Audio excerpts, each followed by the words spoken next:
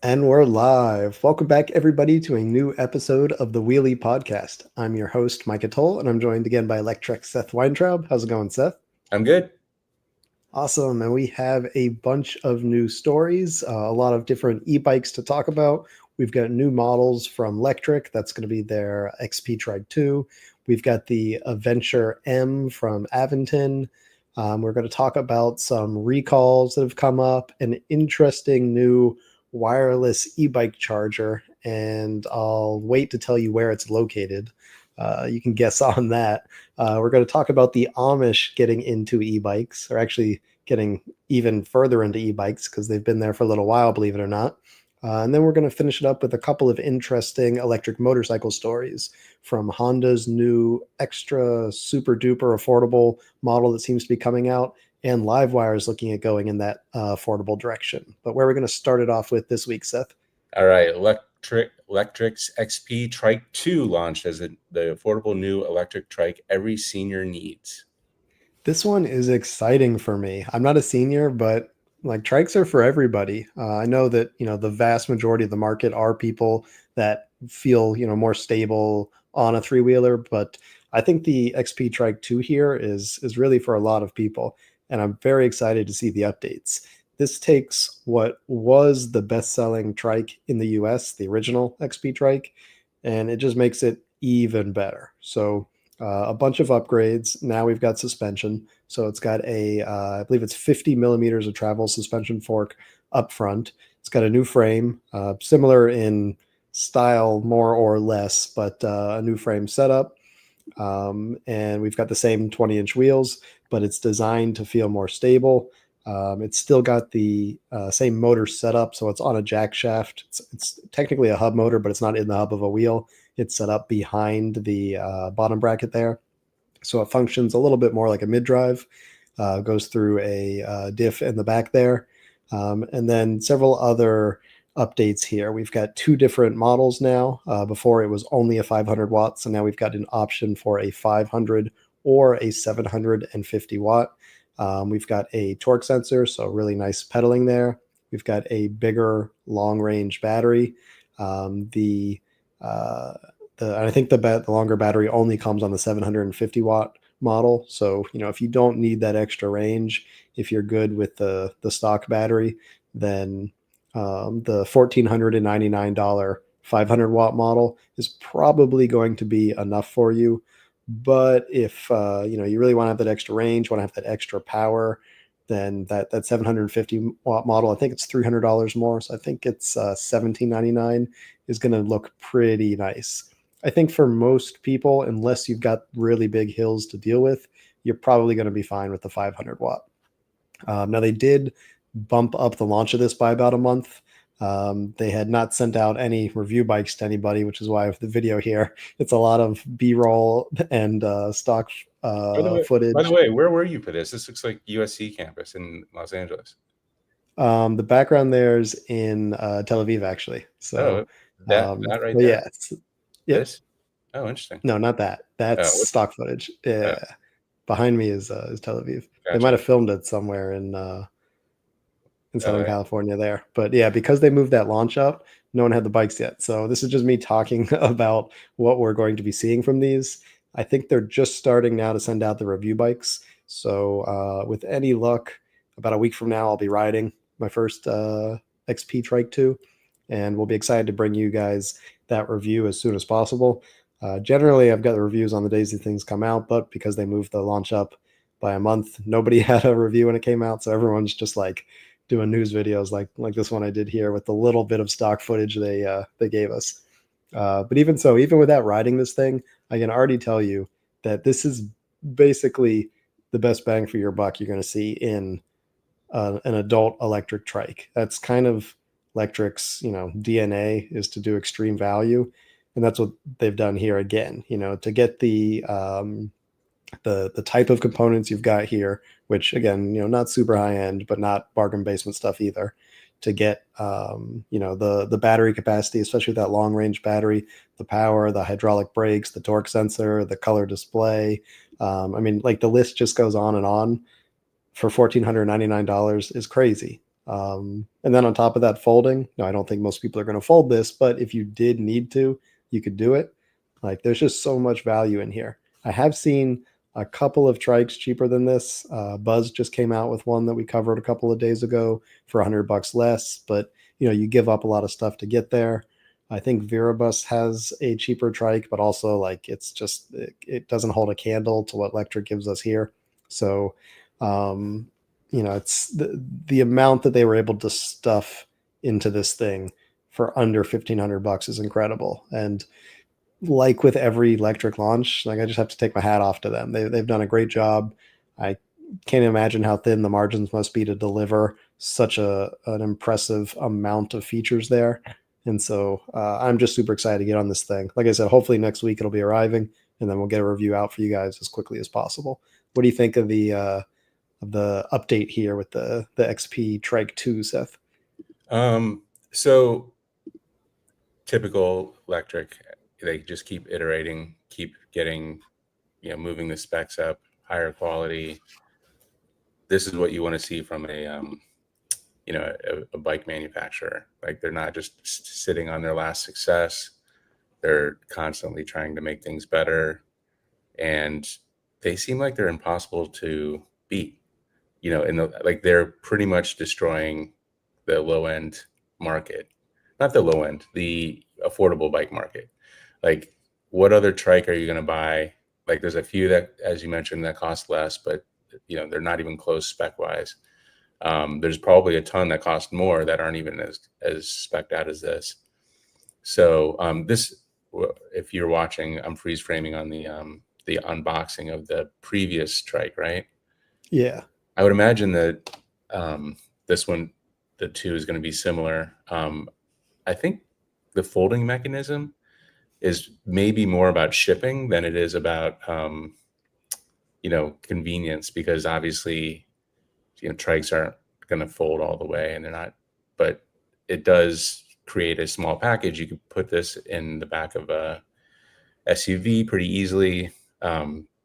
So I think folding probably does 2 things. It makes it easier to transport, but it also makes it less costly to ship.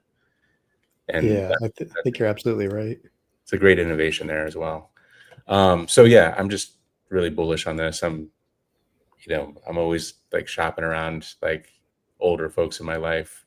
Do they need one of these? Like, do you guys need a trike? Like, is that so? It's funny that it just seems like such a great way to get around, especially if you're not able to walk really far, and maybe this is kind of like a better way to have, like, instead of a walker or a wheelchair, you can just sit on one of these, hit the throttle, and you're kind of foregoing a much more I don't want to say embarrassing, but like once you're in a wheelchair, it's kind of a bad situation. This is like, yeah, or like a Rascal scooter. Like this definitely looks more fun than way like a more 3 fun mile than an a hour. Yeah. yeah. Like, I wonder if you could take, like, would Walmart frown upon like riding this thing up and down the aisles? I don't know. I mean, it looks like those seated, like motorized shopping carts almost, right? Right. Aren't those trikes? I think.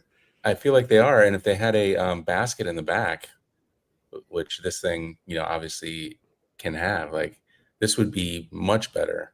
I mean, it would be problematic because it goes, what, 15, 20 miles per hour.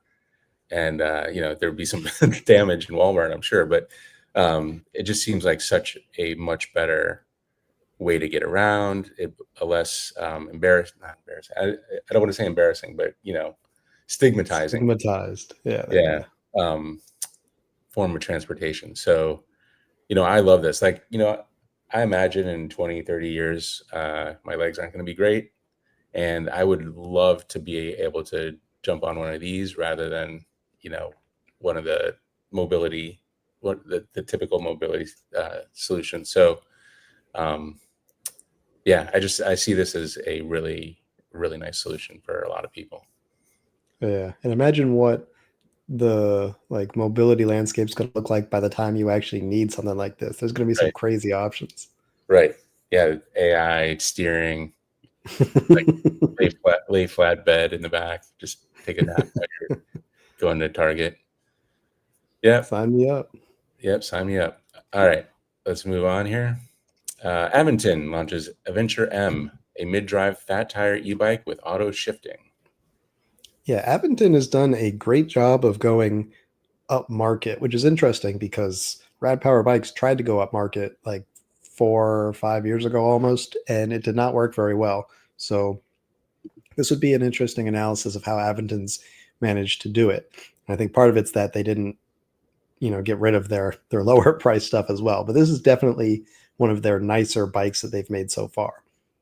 It follows the, Adventure 2, 3 sort of idea of this fat tire adventure focused bike, but this one brings in the mid-drive motor that they rolled out with their Ramblas mountain bike.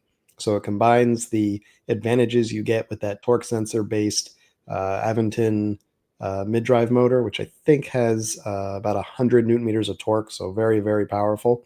Now, Of course, these things, yeah. real quick, is this like a Bafang rebranded, or do we know what the Yeah, I'm not sure who makes it. They say that it's an in-house motor. Mhm. Um, Maybe it is. I mean, they've got It kind of looks Aventon. Yeah, they're a Chinese e-bike brand that has done a great job of appearing North American.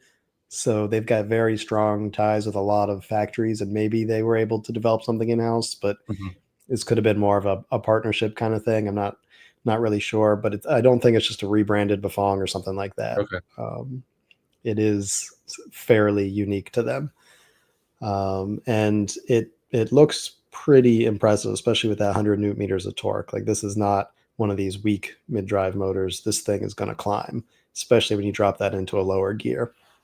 But in addition to obviously the niceties that come with mid drive, especially being able to do mid drive off road. So, if you're climbing seriously steep paths, loose paths, that sort of thing. In addition to that, there's the ACU, the Aventon Control Unit, and that's what's gone into all of Aventon's newer bikes. It's sort of a higher end, I don't want to call it an operating system. It's more like a module that allows them to program in a lot of what makes their bikes unique with the connectivity, with the over-the-air updates, that sort of thing. I think it was last week, maybe 2 episodes ago, Seth, that we covered how Aventon did an over-the-air power bump to their bikes, or all of their newer bikes that had that ACU in it. So it allows them to do those kinds of things. They rolled out that boost feature that, suddenly you could get even more power out of your motor for like, what was it, 15 seconds, something like that. So if you want to make a pass or climb an extra steep section, that sort of thing. So this has the ACU. It also has automatic electronic shifting. So another very nice feature. You're not dealing with cable stretch because it's electronic. It's predictive, which I think both of us have had both good and bad experiences with automatic shifting. So we're going to be again, hopefully next week. This one's coming for a review. So I'm excited to get a sense of how well that auto shifting works. But Aventon, like I said, they've got great relationships, strong ties to a number of factories, and I think that if they wanted to, they could put a lot of work into dialing in that shifting and get this thing really nicely tuned. So I'm hoping that's what's going on here. This is a very, very refined fat tire e-bike, which generally those two things don't go in the same sentence. Fat tire bikes are rarely on the refined end, but this is a very, very nice looking one. And so I think Aventon probably went the extra mile to make sure that this is very good electronic shifting, not just checking the box and having like the thing on the site for the marketing value. Now, of course, we've just went through a lot of really nice features, and each one comes with a few dollar signs attached to it, right? So the total price here, I think it was like $2,800 or $2,900, something like, yeah, $2,900. There it is. So not inexpensive. I would even say expensive. This is an expensive e-bike. Like once you get up to $3,000, you're someone that's investing in this type of ride. Now, this is probably recreational, right? Like most people are not getting this bike to commute on. You're not justifying it as like, we don't need a second car if we get this. Like Aventon has other models for that kind of justification. This is really a probably recreation, maybe fitness riding if like, you go out on the trails and that's your exercise, which is great. But for most people, this is for fun. And so not that there aren't people willing to spend $3,000 for a fun bike. There are a lot of people that spend more than that for a non-electric fun bike, but this is going to be a smaller market for sure than compared to Aventon's other, their commuter bikes, even the hardtail Adventure series that doesn't have, or sorry, not the hardtail, the hub motor Adventure series that doesn't have the mid drive like this. So super excited to see it. I think they've done an awesome design here.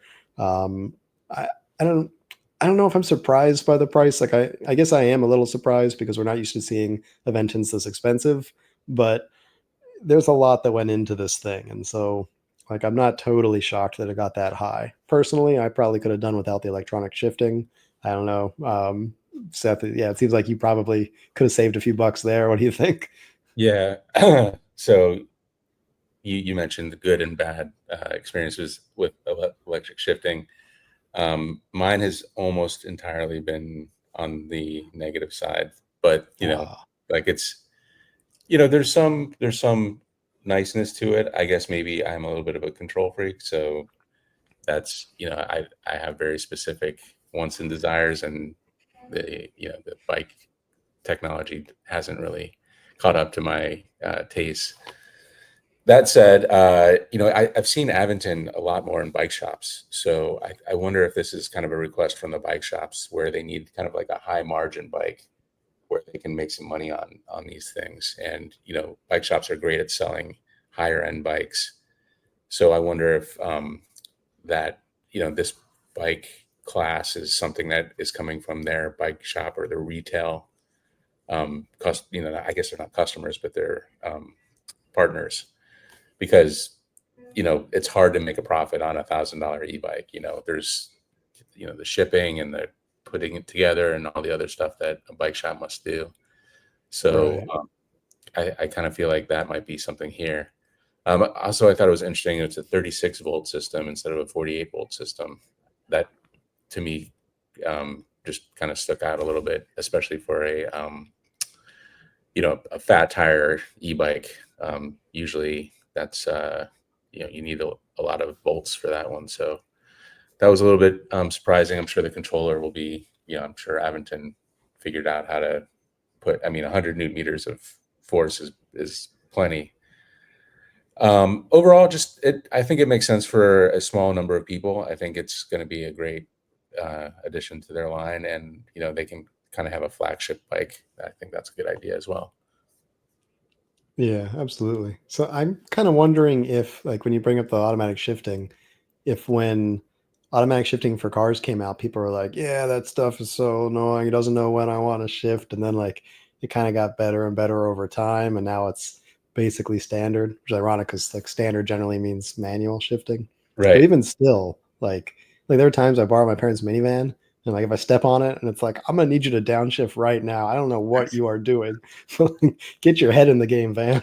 Yeah. So Yeah. it's still not perfect. It's still not perfect, but Micah, everything's electric now, so we don't need to talk about shifting in cars anymore. There you go. That's right. I Everything's a think single speed. I think we're gonna get there with the shifting and maybe there's gonna be power by wire or whatever, Right. Yeah. Drive by where wire. where you're just pedaling at your optimum whatever, and the motor is just going from the electricity, and there's not a direct drive from the feet to the wheel. Maybe that's the solution. Yeah. I don't know. Yeah. That could be. There are a few going that direction. So I can see that. Yep. All right. Let's move on. Major or Giant recalls thousands of e-bikes after fork defect found. Yeah, no lead burying here. The forks are breaking off giant bikes. There's the story. Fortunately, it's not huge. Like it's, I think 6,000 e-bikes got recalled in this. These are the Momentum Vita E Plus bikes. It's part of Giant's more affordable e-bike line, though these are not like cheap bikes. I think these were a couple $1,000 anyway, at least. So this is something that if you've got a Momentum Vita E Plus bike produced by Giant through this line, you definitely want to go and check the recall notice. You can just probably search Momentum recall e-bike and it'll pop up. So you get to the CPSC site and there's a really good table there so you can check and compare it to the frame number on your bike to see if yours is one of these. But it's super important because apparently there's a defect in the forks on these. And so they are snapping off, and that's a pretty important component. There are a few things you can lose during a ride that like you'd make it, but the fork is not one of them. So this is an important one to get checked out if you've got a Momentum e-bike. And it's also just surprising because this is one of the most basic tests that any bicycle maker does when they launch a new line. Like not even electric bikes. If anything, like we've seen electric bike companies that have had frame brittleness issues, and that surprises me less because they probably come from the electric sort of perspective and not the same as like Giant, which is a bicycle company with a long history of building bike frames. So for this to be a Giant bicycle and they have some issue like this is really surprising. Like I feel like every time I've ever been in a bicycle factory, I see those test rigs where they've got a bike frame with like a whole bunch of weight plates, like literally like weightlifting plates bolted to it, and it's just shaking on a table. And they shake those things for like weeks or months sometimes to do accelerated life cycle testing and figure out how long they can go, how many vibrations they can take before they break. And when they do, what are the first things to fail? So it's amazing that something like this wasn't caught. I'm glad that they figured it out now. Hopefully, no one has gotten too hurt on this, but a fork failure is a very dangerous failure because that's like a, go down, go over the bars kind of failure. So definitely check it out if you've got a Momentum e-bike. Now, there are many other Momentum models. There's like the Voya and the something else. They're all very similar sounding, so it's confusing. This one is the Vita. So if you have that one, definitely check it out. But just in case, if you've got a Momentum, look at the recall notice. Hopefully this is a wake-up call for Giant. I've never heard of any other of their models having this. I don't really follow their pedal bikes as closely as I follow their e-bikes.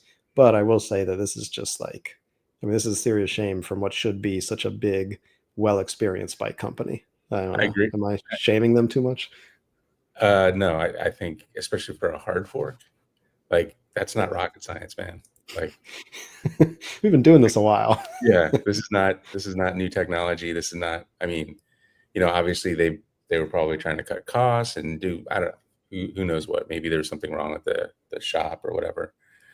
But it's obviously very embarrassing for them and very like, I guess the good side is like, well, this is a known brand. It's a good brand that's been around for a while. They're not going to just like fly by night and change their name or just disappear. They're actually backing this up, so I guess that's good. But overall, I imagine there's some pretty upset people around, and of course it's a huge hassle to have to take your bike to the shop and get a new fork put on it. That's annoying. Yeah, it's a lot bigger hassle to replace your collarbone. Yeah, that's true. Or spend a week in the hospital. Yeah. All right. This new wireless e-bike charger wants to be the future of electric bikes. Yeah, so from that teaser in the beginning, did you guess? Because it is the kickstand on these e-bikes. This is a neat innovation. I guess the engineer in me finds this neat. The designer was a little baffled by the chunky kickstand here, but it's a cool idea to bring wireless charging to electric bikes. It's from a startup called Tyler, I think is how it's pronounced. It's Tiler. And basically it's a two-part system. So they've got this, what they call the charging tile. It's kind of like a bathroom scale looking pad or mat, or I guess tile that you put down. And that's like the wireless charging pad like you might have for your phone or your iPad or whatever. And then to receive that inductive charging, there's an extension that is added onto the kickstand. Or I guess like you would just get the kickstand from them if this is like a purpose-built thing. And so that has the other side of this inductive charging loop on it. And then that is going to run a wire up somewhere to your battery. And so the convenience is that when it's time to come in, let's say like you park in your garage every day, instead of having to park and then like go find your charger and like feel around for the hole in the battery and plug it in, you just ride in, you drop the kickstand, and when the kickstand lands on that tile, it starts charging. That's it. Like you just walk away. And so, someone who charges my phone wirelessly, though out of necessity because the port's all messed up, but You for can using like fix wireless that with like charge, tweezers, by the way. I've done yeah, that. yeah, I've been meaning to do that. um, like it's great. Like you just toss your phone on the pad, you walk away. Like it's super convenient. So I get it for bikes. Like it would be really nice. The downside here is that to get that much power, it looks like you need a pretty chunky like receiving coil there, because if you're not watching this with us, I mean, it looks like a scaled down baseball bat instead of a kickstand. Like it is a chunky piece of equipment. I don't know if I imagine it's probably hollow in there except for the end, so it can't be that heavy. But like seeing that thing flopping around while someone's riding must look pretty funny. If like you hit a bump and there's some mass in there and your kickstand's just flopping. So Yeah. the, Mark Pace in the comments says, what happens with that kickstand charger after a couple years of mud, sand, asphalt, etc.? Yeah, and that's the thing is like that I mean, I guess it's really mostly just a coil of wires at the bottom, but it's a bit sensitive. And so if every day you're, smushing that thing into the ground when you're not parking at home, like you get to school, you get to wherever, and your kickstand is the first thing that hits the ground and drags along it, like how long does it take until you start messing that thing up? So I mean, I'm sure these are engineering problems that they've come up against and that they're working on, or maybe they've solved. But yeah, like it's a pretty high impact area at the bottom of a kickstand. And so, you're working with sensitive electronics in high impact areas. You got a pretty chunky looking design there. So while I love the idea and I love the convenience of it, I'm hoping that it can be done in a more, I don't know, just aesthetically pleasing way, because it looks a bit funny the way it's set up now. Yeah, and I guess the first principles engineering problem that they're trying to solve is like, what is the easiest way to invoke a charge onto an electric bike using stuff that you would already be doing? And I guess that from that standpoint, it does make sense. Although, you could see, well, like you have to aim the kickstand to be right on the spot, and if you're too far in or too far out or whatever, you got to lift the back of the bike up, and maybe that's a hassle. And the aforementioned dirt and asphalt and stuff. Like, is this easier than just like having a hanging cable that you would plug in? Like, I feel like there's more innovation could be done in the, just hanging charger port thing. It would just Yeah. be easier, and you see the wires going across the ground there, so like those are obviously going to get run over and worn down and be a, uh,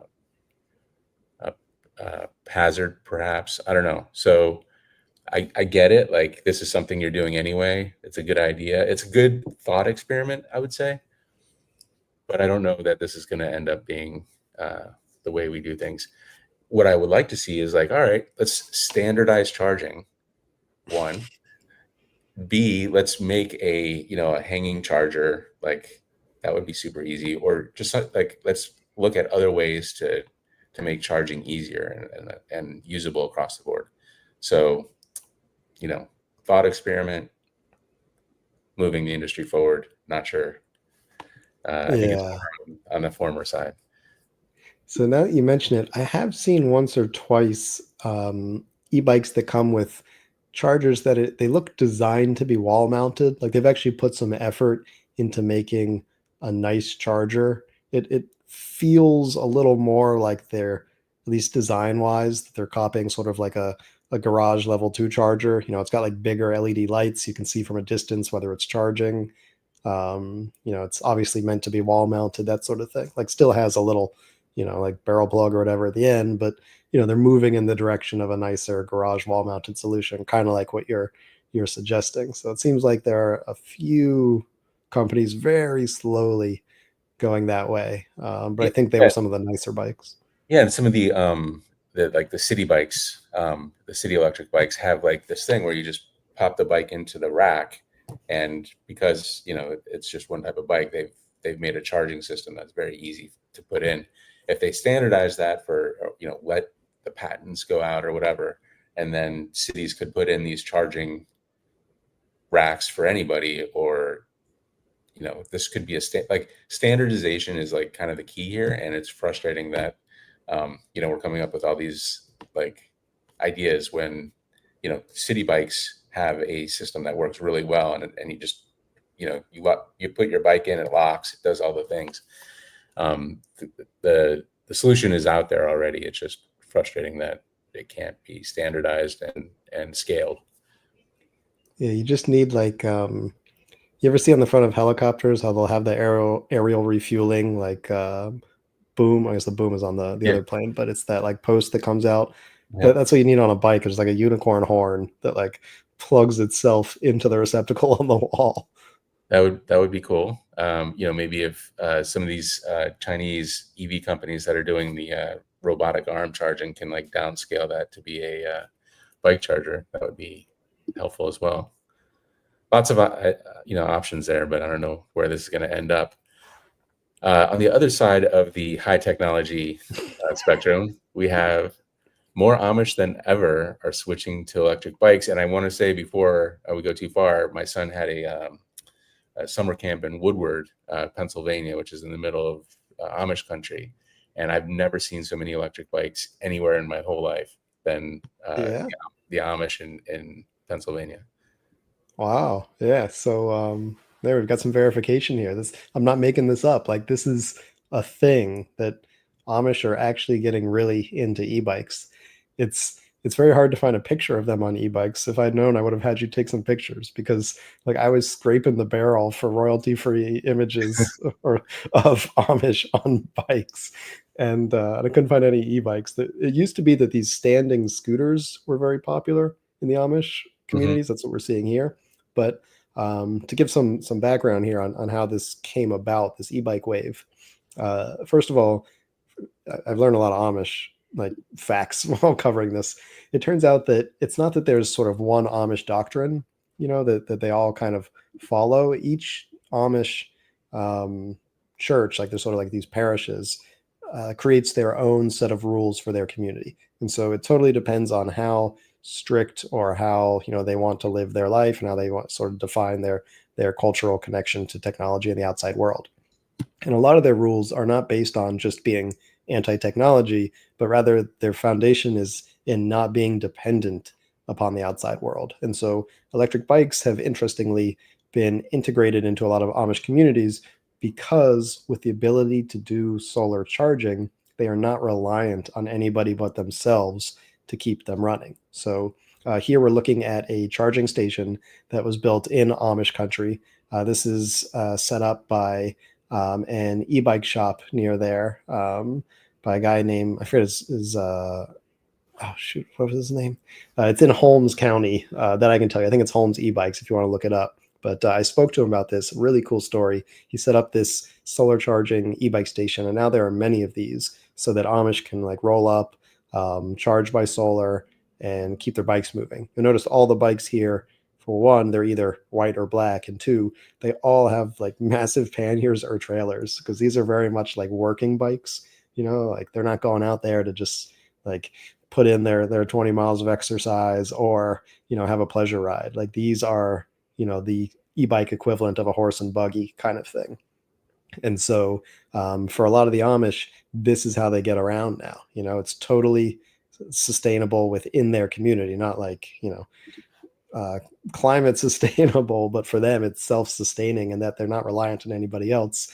It's certainly a lot cheaper than having to hire rides, because a lot of the Amish who aren't totally against cars will hire rides, but that gets very expensive. And so being able to build their own e-bikes in their communities, keep them maintained within their communities, and charge them within their communities, has become interestingly very popular for the Amish. So I think that's a really cool sort of alternative use that I never would have thought would be like a niche for e-bikes, but it has been a significantly growing one. And that's part of what's fun for me about e-bikes, is just I feel like every week, I'm hearing about some interesting new use that I never would have thought of, whether it's a group of people or like a type of riding or just a way that these things work as a tool for somebody. So this was another cool way to see that. But if I had known that you were up there, Seth, I would have asked you to take some pictures because I could not find pictures of like it's very hard to find pictures of Amish to begin with, let alone ones you can publish. Right. Well, they're not taking pictures of each other, so, and they're not uploading it to the internet. But this was a few years ago, so I'd have to go back in my. Did I take pictures of that stuff? I don't know if I did. I usually do, but who knows? Yeah, just search Google, like your own Google of like Amish bike. How many other tags can you get in there? Yeah, exactly. All right, let's move on. Honda's new super low cost electric motorcycle revealed in new patent images. This one is super exciting for me. So shout out to Cycle World who found this patent.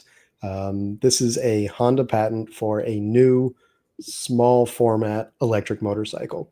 And the interesting thing here to me is that they took the same frame from their Honda Shine 100, which is a very popular low displacement motorcycle in India. It's a 99cc bike, goes something like 50, 55 miles an hour, about like 80 or 90 kilometers per hour. And it's got something like a 5 or 7 horsepower output motor. So, very small, perfectly designed for India's market. And Honda has taken that model that is super popular there, and they've basically turned it electric, or at least that's what we can see from their patent. Though they've not produced it, we don't know what it will look like.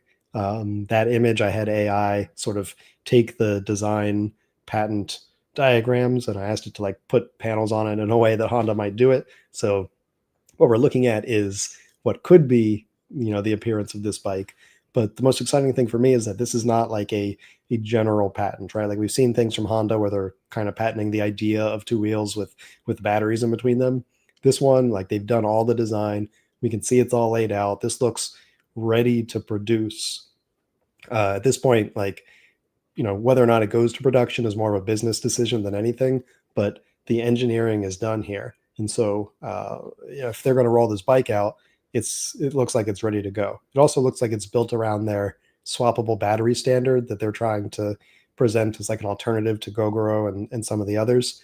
We haven't seen too many things on that standard yet. Mostly some smaller scooters. So it is very exciting to see more designs coming out with that battery standard. It also makes sense if they're using an Indian motorcycle or a Honda motorcycle that they heavily market in India, because they've already got a small operation of using those Honda swappable batteries in India, where they power rickshaws and some scooters and that sort of thing. So they've already got swapping stations that look like the Gogoro stations there. And if they could bring this bike in, it would be a great example of Honda like finally targeting the smaller, more affordable market. We've seen Honda do scooters. We've seen them do what are basically glorified e-bikes in scooter format. We haven't seen them do a lot of like honest to goodness motorcycles yet, at least not in heavy production. So this could be the first one that they actually bring to market as a sort of honest to goodness commuter motorcycle. And if they do, they could just make this thing like dirt cheap because it's so simple. It would obviously be very low power. Now we don't have performance specs for it, but if they're basing it off of the Shine 100, then you have to assume the performance would be similar. Maybe 5-6 kilowatt motor. That's basically like a Suron.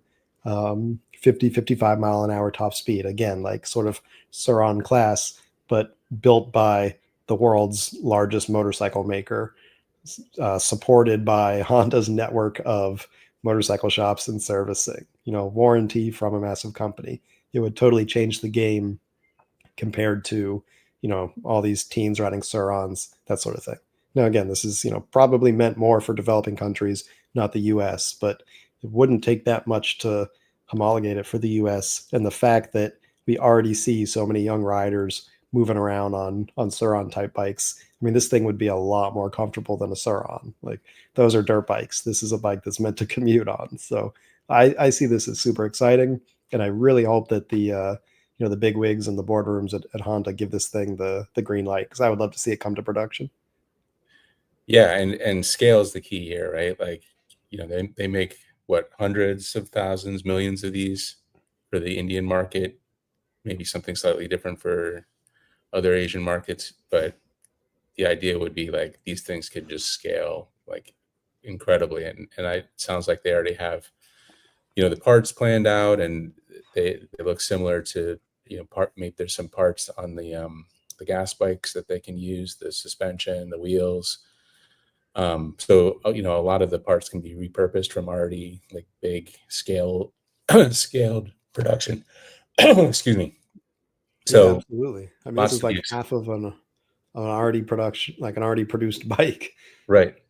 So this would be cool. This would be a lot putting a million electric bikes on the road that are not spewing out, uh, you know, really. I mean, the smaller bikes are really not great at air pollution. So it would be doubly good that these bikes would go electric, I think.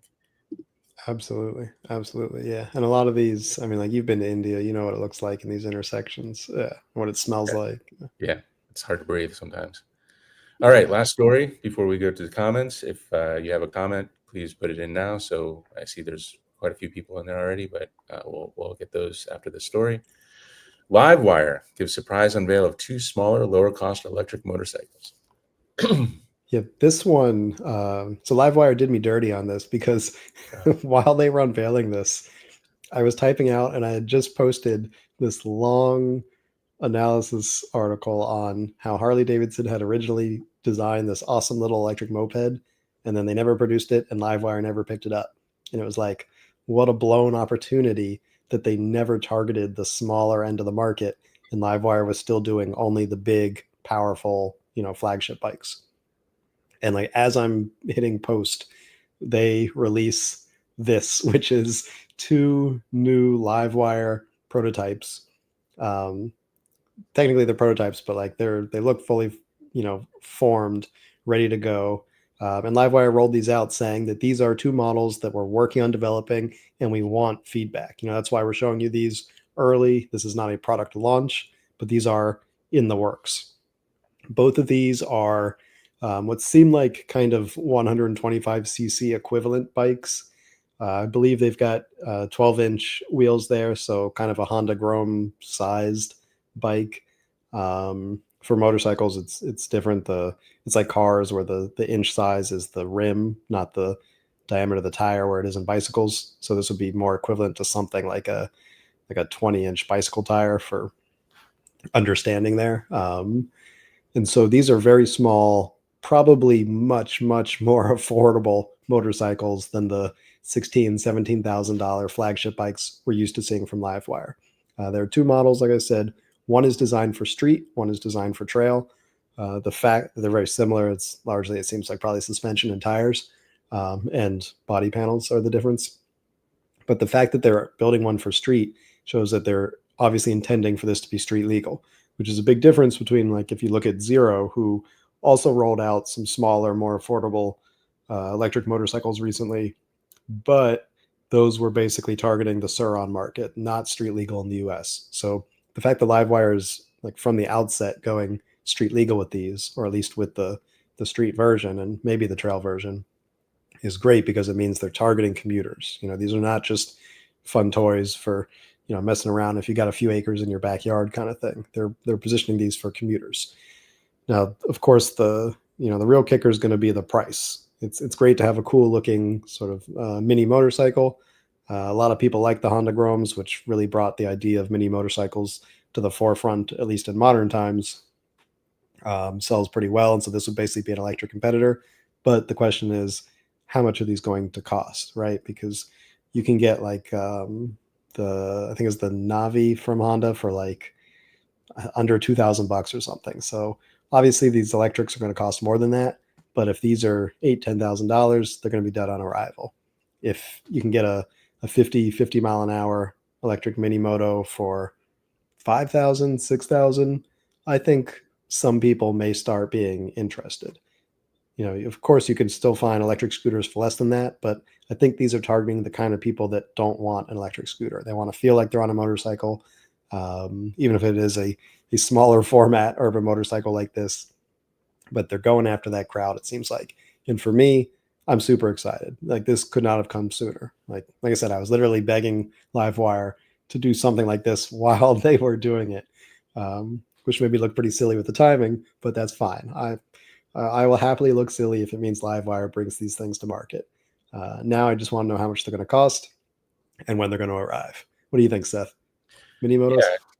I think you hit the nail on the head with the why is this taking so long? Like why did you have to write that post? This should have been these should have been products maybe before some of the other stuff, because these are the kind of things that people are really chomping at the bit for. Like the big bikes, people because of the range with electric bikes, they don't kind of fill the same need as gas bikes, but these around town type of bikes, like nobody's going on a road trip with one of these, right?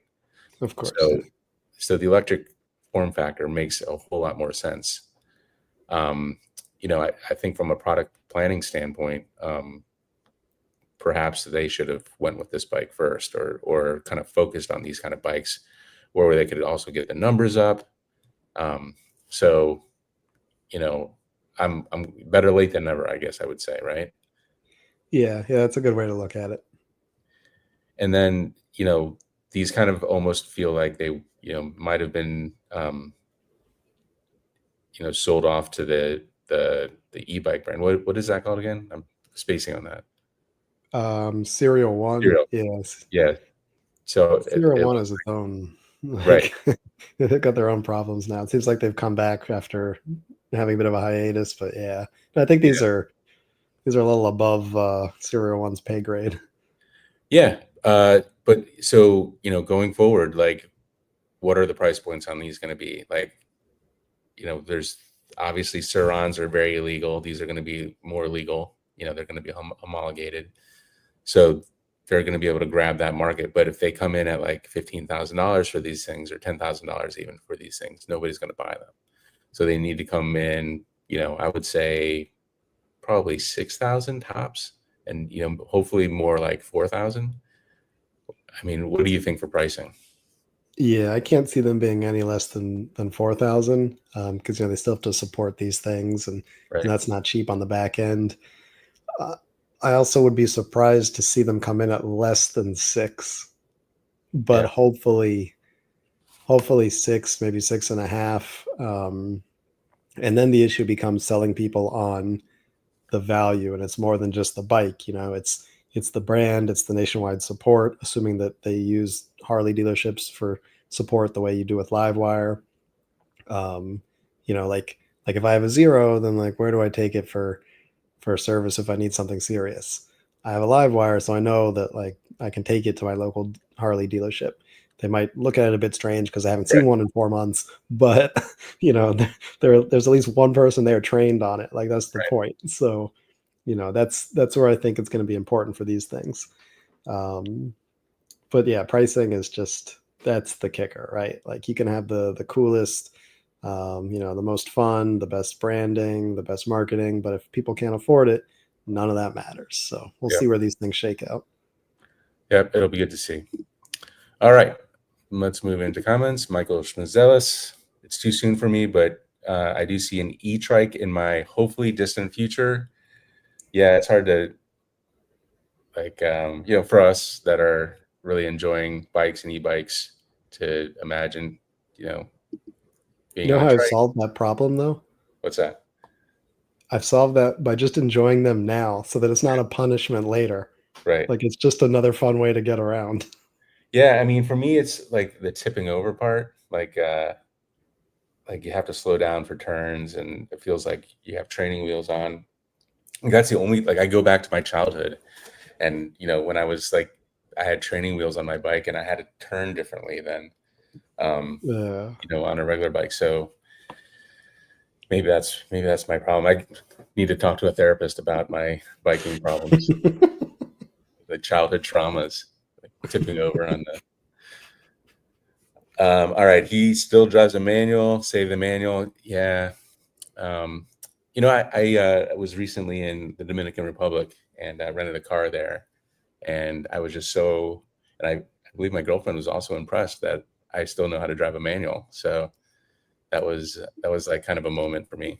That Yeah, we were in Greece, and that was the only option. So yeah yeah, like I haven't driven a manual in years. And I was thinking yeah about messing with the guy when I got in, being like, "What's this pedal for?" yeah. Oh, it's got 2 brakes. That's sweet. All right. Yeah, the wireless kickstand charger. I wish I had a use case for that Honda e-bike. My mind is racing to try to justify something like that. I mean, like just going somewhere, like it's going to be a cheap bike. I mean, those things are going to be like $1,000, right? I mean, probably a At little that. more than that, but that's the fun part of bringing those prices down, is that you don't have to struggle as hard to justify it. Like Right. the way you buy an e-bike, because like, yeah, it's fun. Like I'll use it. It's fun. Like it's convenient. Like hopefully electric motorcycles will be like that one day. Like Yeah. yeah, it's another way to get around. It's not like I have to finance it because it's $3,500. Yeah. And you just hop on it and you're at your friend's house in a couple minutes. That's the dream. Yeah. All right. No matter what bright idea chargers come out, living in a New York City apartment, I'm still charging batteries in my oven. That's interesting. Yeah, a lot of people use ovens as like a fireproof charging box. So it's not a bad idea. It's a like if you're gonna have a fire, that's a good place to have it. Yeah, that's kind of where uh, it's where the heat is. All right. Michael says I'm with Seth, and that hot swappable batteries need to be standardized. Yeah, we just need to standardize. Like it's frustrating. Like the government gets involved in so many stupid things, but this is one thing where I'm like, okay, fine. If you guys can't figure it out amongst yourselves, like go crazy. Like Yeah, get the big government. government, it's time. Yeah, or just even the threat of big government saying, all right, you guys figure out something in 2 years, and if you haven't figured it out, then we're going to come up with some idea, and you're not going to like it. So, yeah, It's a connector the size of your fist. yeah, exactly. It's a lot to ask, but I always say that in the US, electric motorcycles need range at highway speeds and DC fast charging. Until that happens, a vast majority of US riders can't convert off the gas. Yeah, I mean, that's definitely true for rural and even suburban riders. I think we're probably talking most about, I mean, suburban, you can definitely get away with around town bikes, but, I think most people just don't want to have to. Once you hop on the highway, then you're looking at a different type of bike than these, very inexpensive bikes. Yeah, and there's some agreement there. Carl in San Diego says Yamaha should be like Harley, but release a TZR50 in electric. That was a race replica, fully fared micro crotch rocket. I Okay. haven't seen that one. Sounds Yeah. interesting. Michael says, I don't think a trike is punishment. I like mobility of all sorts. I just love 2 wheels. I agree. I stalled over Tel Aviv when still learning manual. Now I own one. Interesting. Yeah, it's not a fun city for driving. It's a lot of traffic, so I can see that. All right. I did stall once in Greece, and it was pretty embarrassing. But what are you going to do? It had been a few years. All right, I think that's the end of the comments, if I'm not mistaken. So thank you guys all for tuning in. It was great having you. We will be back here in another 2 weeks for another episode of the Wheelie Podcast. See